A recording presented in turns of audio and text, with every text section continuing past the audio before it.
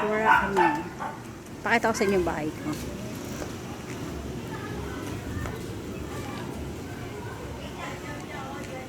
Tara na, nak. Bilisan. Joanna, pakisarado.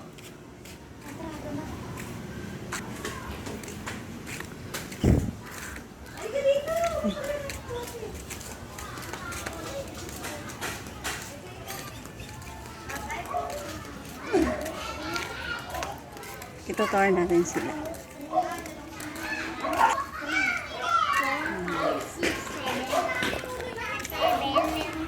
Ang daming mga bata. Mag-walking kami.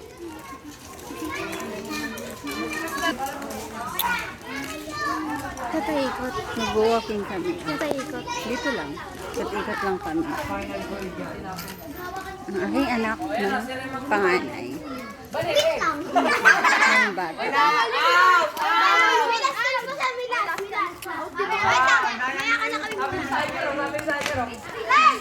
Ito yung likod ng pinagkukingan namin. Dito lang din kami sa labas ng bahay namin.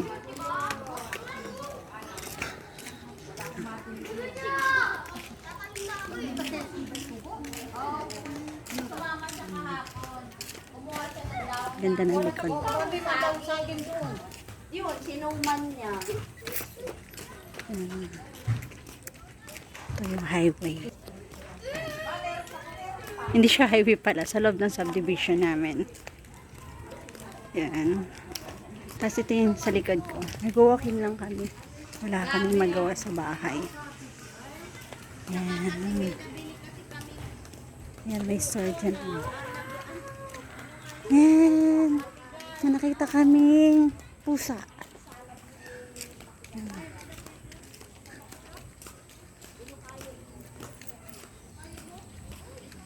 Walking kami mga lodi.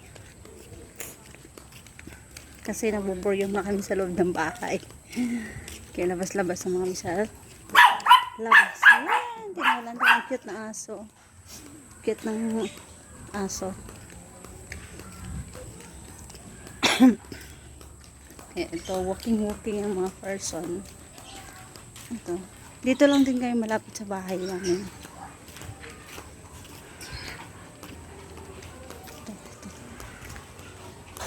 Saan tayo sunod na dito? Dito lang, ikot-ikot na tayo lang sa may para malapit na ng pag-uwi. Andun yung mga bata, ang dami. Ito, meron yung daanan dyan. Andun, hindi yan. Di ba yung mga bata ko? Dito lang kami mag-walking.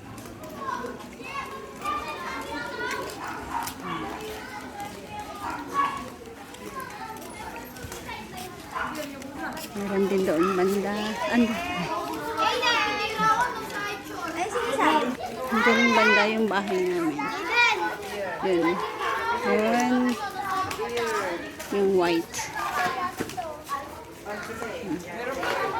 Pero for now, dito kami mag-walking. After mag-walking, ito na naman, magtatahi tayo ng towel. Epekto ng restricted.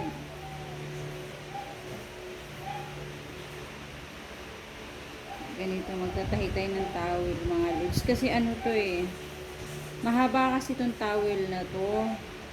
Sayang naman, nahirapan kami gamitin kasi ang haba niya. Kaya ang ginawa ko sa kanya is hinati ko siya para maging dalawa. Yung isa, naging dalawa.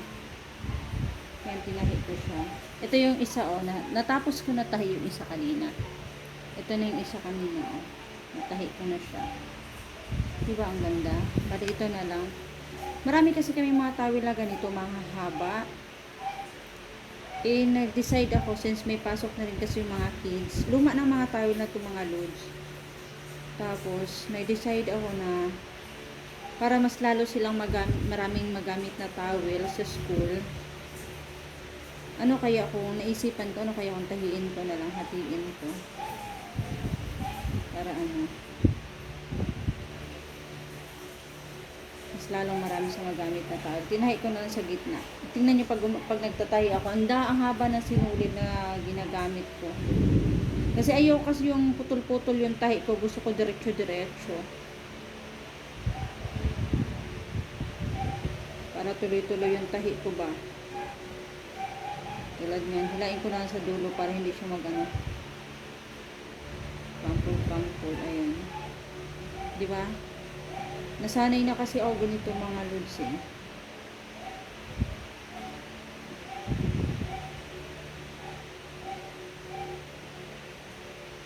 Nasanay na kapag nagtatahi ako, gusto ko yung mahabang sinulid ang ginagamit ko. So kasi, gusto ko kasi yung tahi na lang ako ng tahi.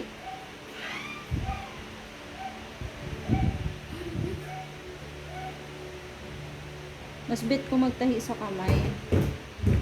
Kahit ang mumura na ng mga ano ngayon, ng mga machine, sewing machine, mas bet ko pa rin yung sa kamay. Kasi pampalipas oras ko na lang din habang nandito ako sa bahay. Diba, kaysa walang ginagawa. Napagtripan ko, hatiin yung mahaba namin mga towel. Lakas ng ulan ngayon. May pasok kaya bukas. Kanina pala mga lods diba nag-walking kami kanina ng anak kong panganay. Ayun, nagpapawis kasi medyo ang dami naman nakain. Tsaka uso na naman yung ubo. Ayan, medyo may ubo. Tayo.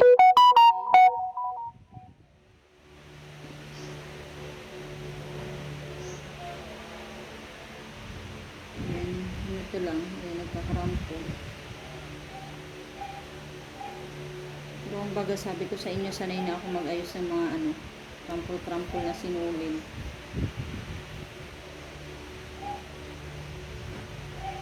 Ito lang ginagawa ko. Para hindi siya mahirap gamitin. Bang hirap kasi gamitin ang towel mo, face towel, napakahaba.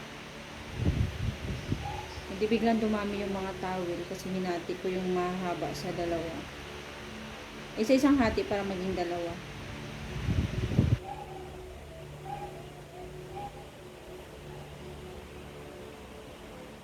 Ayan lang ang buhay ko dito sa bahay mga lods. Magluluto, mag-aasikaso ng mga bata, linis, tapos manood ng mga video ninyo. Pero more on, ngayon naglaylo muna ako.